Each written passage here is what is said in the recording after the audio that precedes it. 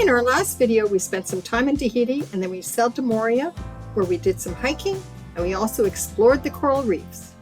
In this video, we are back in Tahiti, where we enjoy a bit of the city life in Papeete, and we also visit Teahupo'o, a world-famous destination for the surfing elite and the site of the 2024 Olympic surfing competitions. We also attended Autonomy Day celebrations and learned about Polynesian history and culture. One nice thing about being in Papeete is the diversity of restaurants, and we did enjoy it.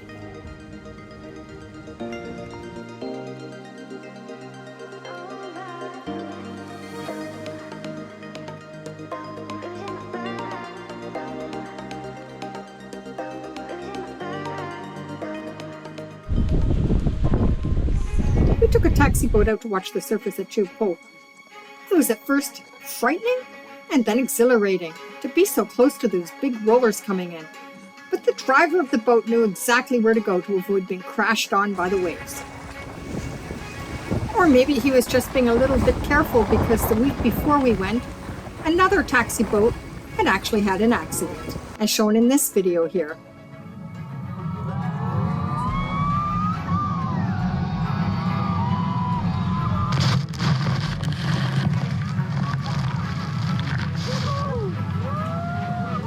The Sea-Doos are on site to rescue surfers that have a wipeout, but in this case, they rescued the people that tumbled out of the boat.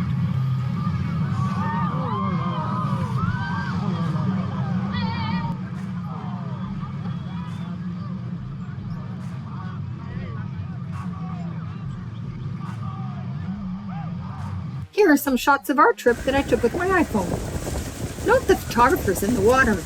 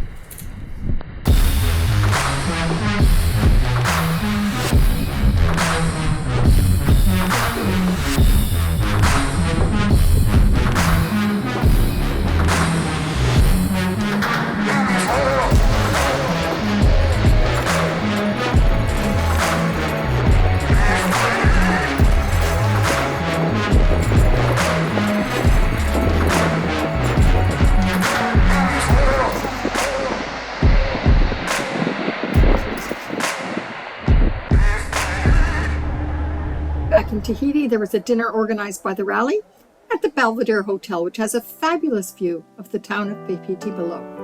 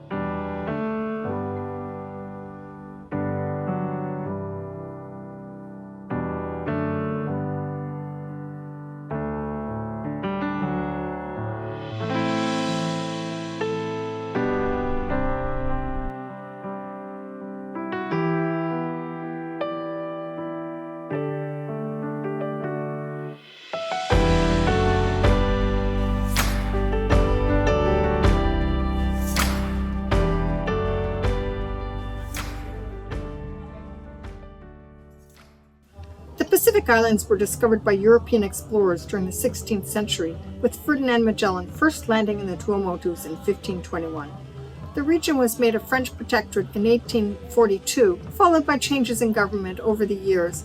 There were attempts of French Polynesia to secede from France, and in 1984 the region became autonomous, meaning it had control over its own government with a democratic parliamentary system, and it controls its territorial waters, a large region where it does not give fishing rights to other countries, and controls education, cultural, and other political activities.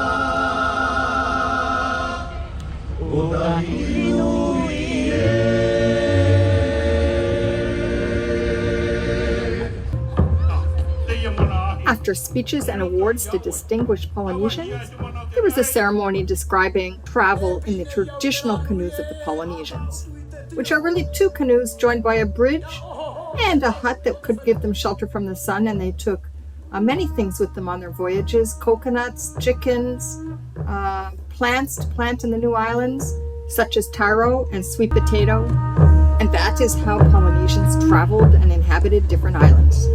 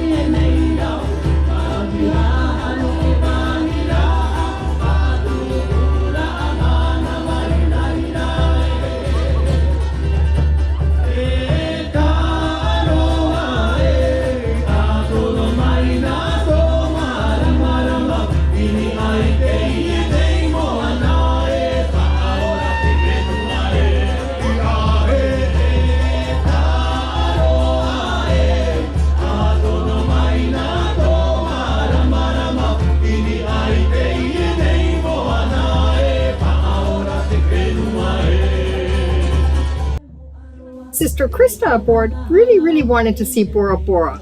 The problem is, Bora Bora is downwind from Tahiti, but upwind to come back.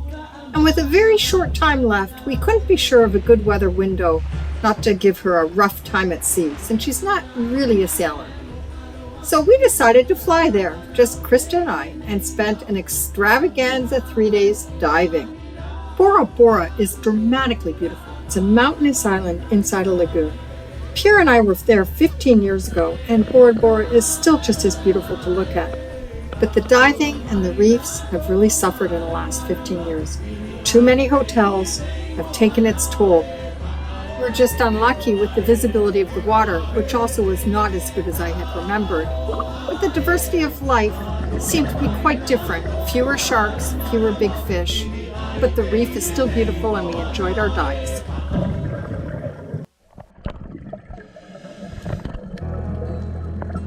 I've been lying here for too long. I don't know what else to do.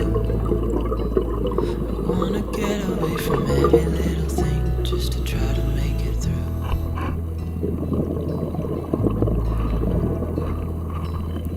I've been thinking about my options, every detail in my head.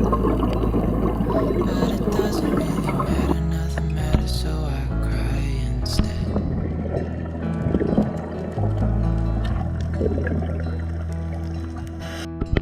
I've been running in circles, trying to catch my breath. I've been trying everything I can, but I ain't got nothing left.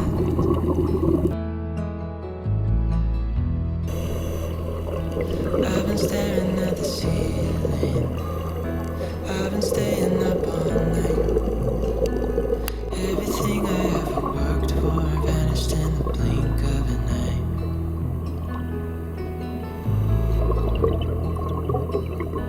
I've been asking every question, 'cause I haven't got a clue.